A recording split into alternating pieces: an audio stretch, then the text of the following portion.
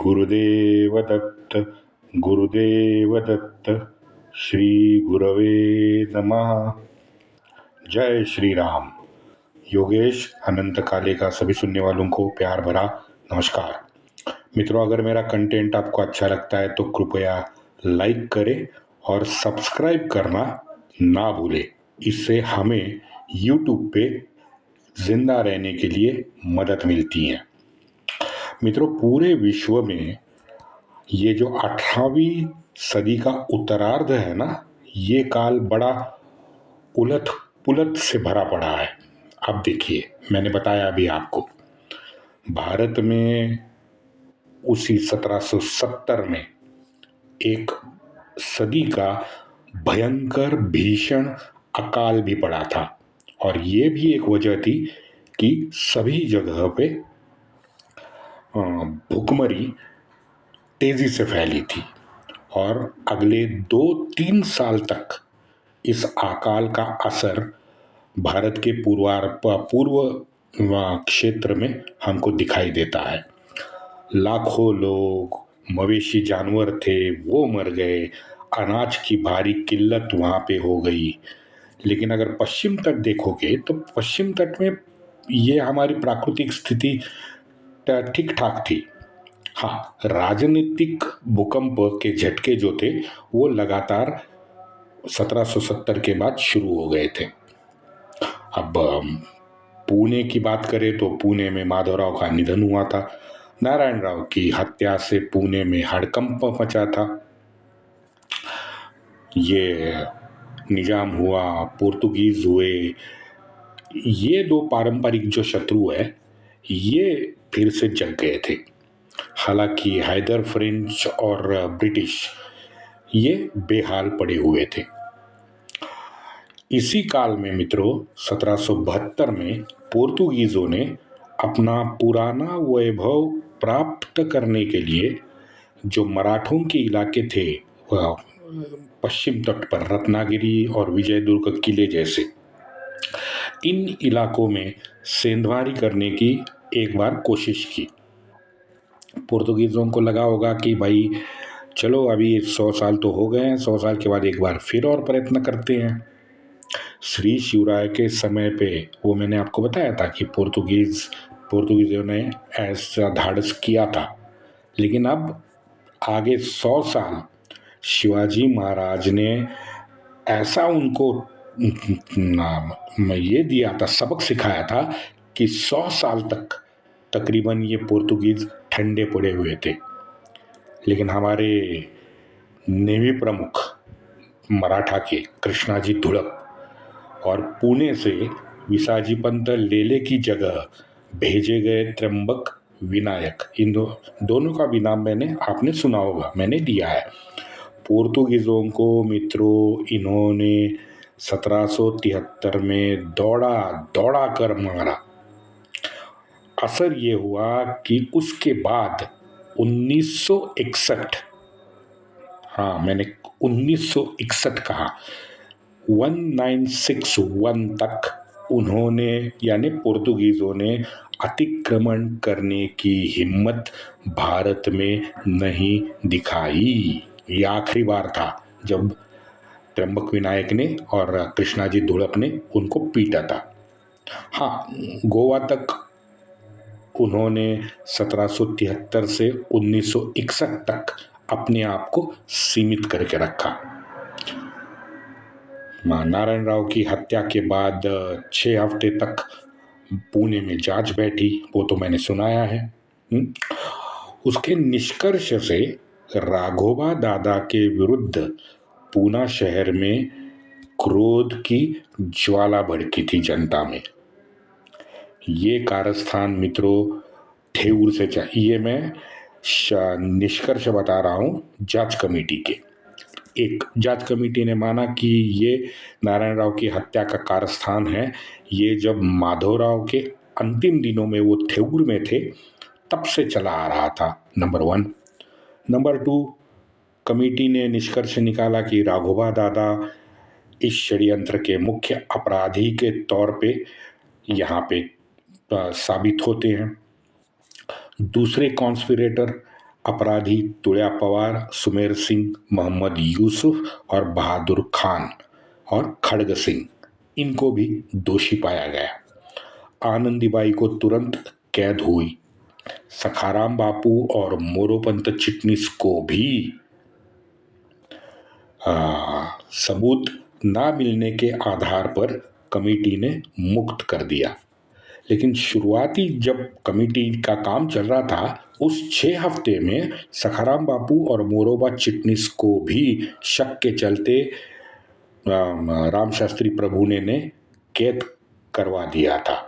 हालांकि राम शास्त्री प्रभुने ने सभी आरोपियों को देहांत प्रायश्चित्त की सजा सुनाकर भूकंप ला दिया।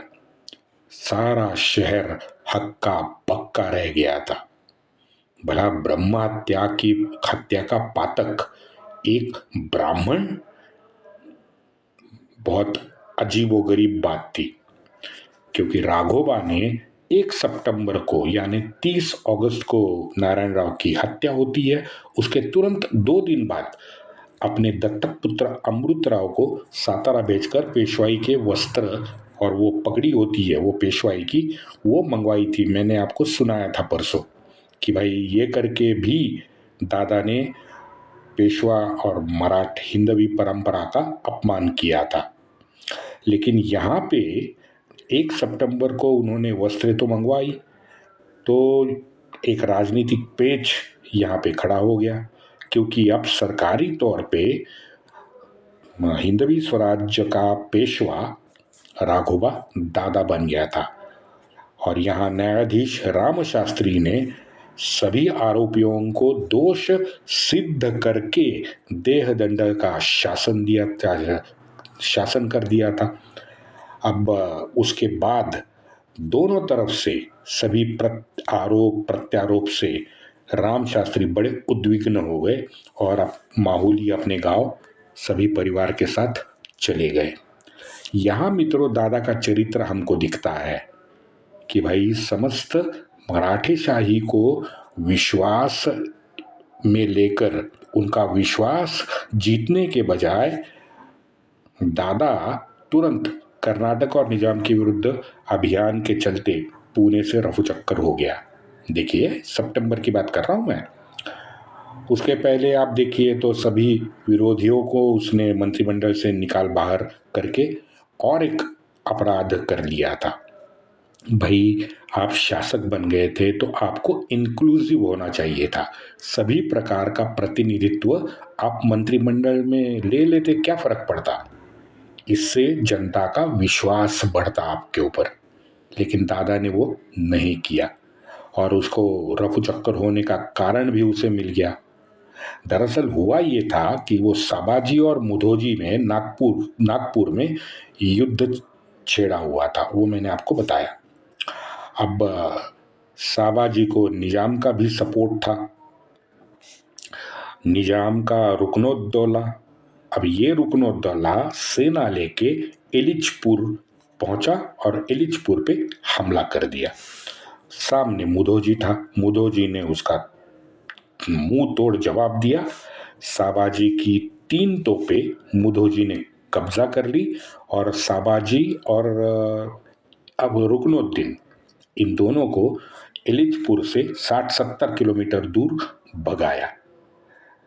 अब वहाँ नीचे कर्नाटक में हैदर के चित्रदुर्ग और सावनूर, ये दोनों जगह पे निजाम ने उसी वक्त हमला बोल दिया और ये दोनों शहर को बेची राख कर दिया, जला के खाक कर दिया। उससे निजाम सेना आगे कर्नाटक में घुसी। फिर एक बार गुर्रमकोंडा में उन्होंने हमला कर दिया, लेकिन वहां पे हमारे रणधुरंधर थे त्र्यंबक मामा पेठे, उनके नेतृत्व में मराठी सेना भेज दी गई थी। तब नारायण राव जिंदा था। जब नारायण राव ने 50 लाख रुपए की मांग हैदर से की थी तो उसका हैदर का इलाका पुनः हैदर के कब्जे में लौटाने का वचन भी माधवराव ने दिया था, ये हमने सुना है। अब उसकी याद हैदर का वकील जो पूना में था ना, अप्पाजी, ये नारायण राव का गुरु भी था। ये अप्पाजी ने नारायण राव को इसकी फिर एक बार याद दिलाई कि भाई माधवराव ने हमको हमारा इलाका पुनः लौटाने का वचन दिया था। सितंबर 1773 में रुकनुद्दौला की 80,000 की मोमिन फौज सामने खड़ी हो गई और उनके सामने दादा ने अपने हिंदवी स्वराज्य के निष्ठावान, मैंने हिंदवी स्वराज्य के निष्ठावान कहा, विसाजी पंत लेले को, ध्यान रहे विसाजी पंत लेले पे हमने एक एपिसोड आपने सुना है, इसलिए मैंने ये नहीं कहा कि दादा के पक्षधर विसाजी पंत, मैंने कहा हिंदवी स्वराज्य के निष्ठावंत विसाजी पंत लेले को दादा ने साथ लिया। साबाजी के एक सरदार थे खंडेराव दरेकर। अब खंडेराव दरेकर भी दादा के साथ इस अभियान में जुड़ गए, उन्होंने साबाजी का पक्ष छोड़ दिया। मॉस्टिन ने मित्रों ये जो घटना हुई ना कि भाई इसने सितंबर में कर्नाटक अभियान निकाला, उस अभियान के डिटेल मॉस्टिन ने अंग्रेजी चश्मे से देखकर वहाँ पे 20 सितंबर 1773 को मुंबई में एक पत्र भेजा है जो मुंबई गैजेट में मौजूद है। अब दादा के पास कर्नाटक में जाते जाते 5,000 गार्दियों के साथ 40,000 की मराठी सेना खड़ी हो गई थी। दादा नारायण राव के हत्या के बाद तुरंत पुणे में नहीं था, पुणे से नजदीक जेजूरी भाग गया था। अब वहां से उसने सिद्धटेक का रास्ता चुनते हुए बीच में निजाम के एकनिष्ठ सरदार निम्बाड़करों के इलाके में भी सेंधमारी करके 500 मावड़े अपने साथ जोड़ लिए। नवंबर में दादा फिर आगे नलदुर्ग पे घुस गया। नलदुर्ग पे दादा ने हमला किया और वहां पे विजय भी प्राप्त किया मराठी सेना ने।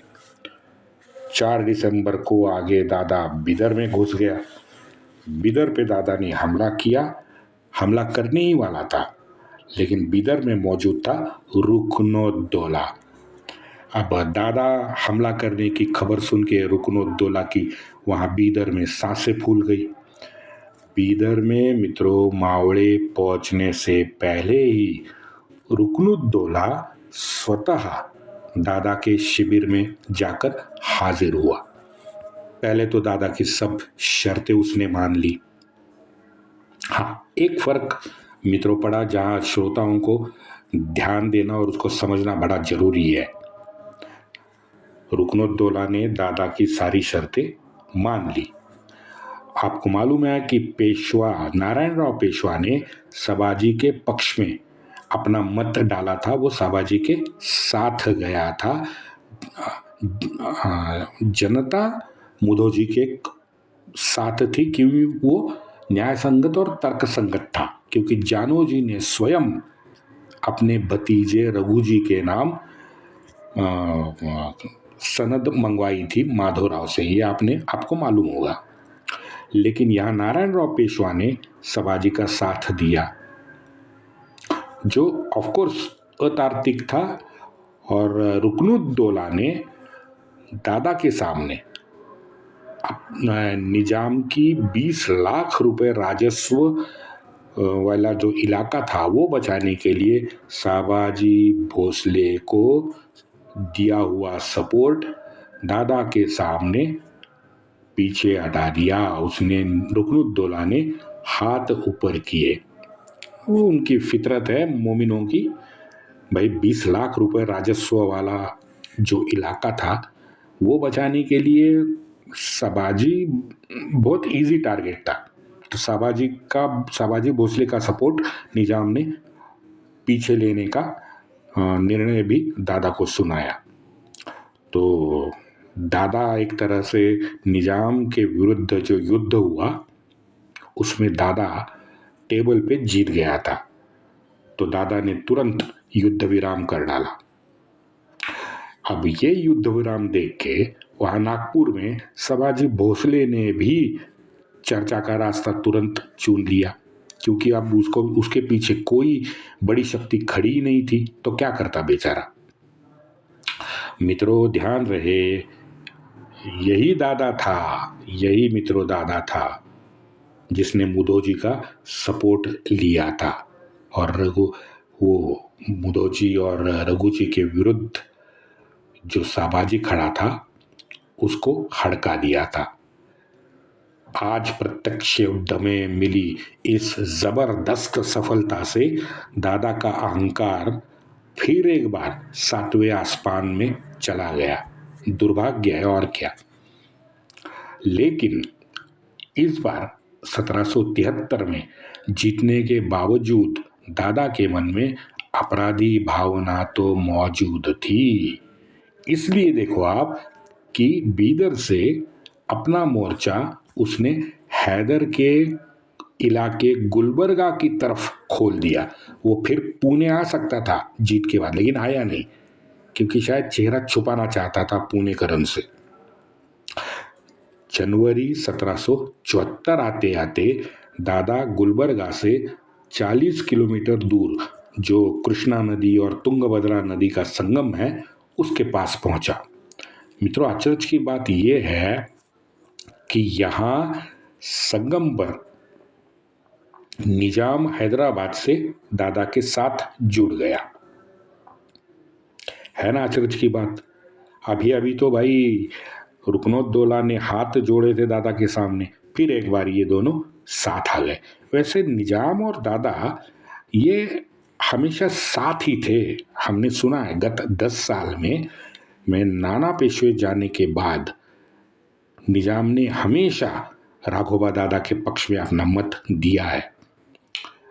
अब इन दोनों की एक संयुक्त सेना तैयार हो गई, तो ये संयुक्त सेना आगे बेल्लारी तक वहां पे चली गई।